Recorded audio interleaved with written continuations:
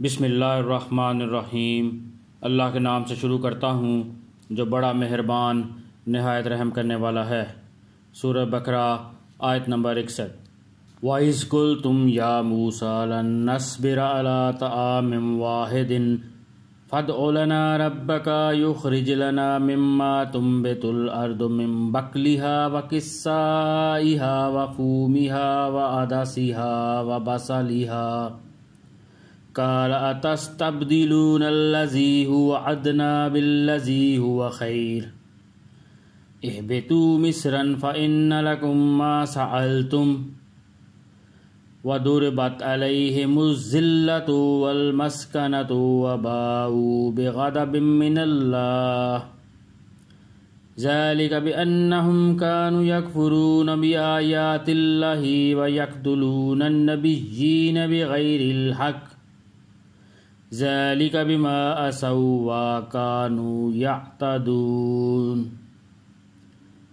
اور وہ وقت بھی جب تم نے کہا تھا کہ اے موسیٰ ہم ایک ہی کھانے پر صبر نہیں کر سکتے، لہٰذا اپنے پروردگار سے مانگیے کہ وہ ہمارے لیے کچھ وہ چیزیں پیدا کرے جو زمین اگایا کرتی ہے، یعنی زمین کی ترکاریاں، اس کی ککڑیاں، اس کی گندم، اس کی دالیں اور اس کی پیاز۔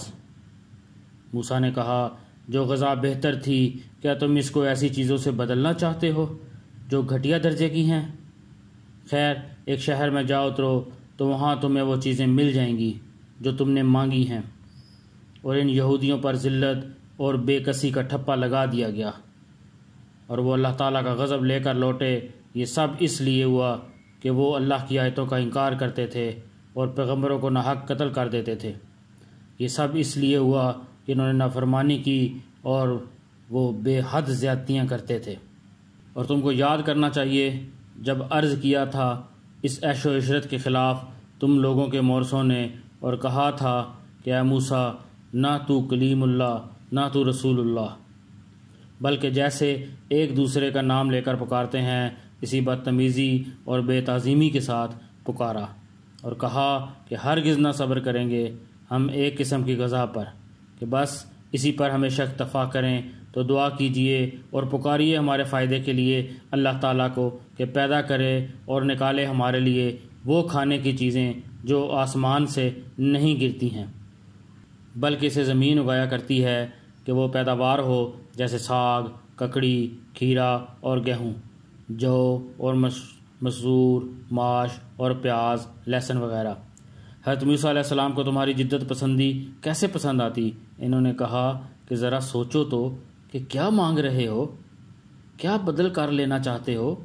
زمین کی پرمشقت پیداوار کو جو پسینہ بہا کر، بوٹی گلا کر، دھوپ سہ کر، بھوکے رہ کر پیدا کی جاتی ہے، اور کم تر ہے اس مفت آسمانی نعمت سے جو بالکل بے مشقت ہے اور بہتر بھی ہے۔ تم لوگوں کا دماغ ایسے ہی ٹل گیا ہے؟ تو جاؤ اترو کسی شہر میں، بے شک وہاں محنت و مشقت کرنے پر تمہارے لیے ترکاری، اناج پیدا ہونے والی ہے۔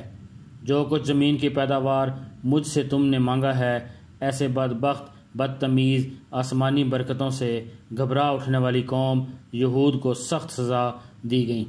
انہوں نے اللہ کی آیتوں کا حضرت موسیٰ علیہ السلام سے لے کر پیغمبر اسلام تک اور تورات سے لے کر قرآن پاک تک کسی کو بھی نہ مانا اور نہ مانتے ہیں۔ اللہ پاک ہمیں قرآن پڑھنے کی، سمجھنے کی، اس پر عمل کرنے کی اور دوسروں تک پہنچانے کی توفیق عطا فرمائے۔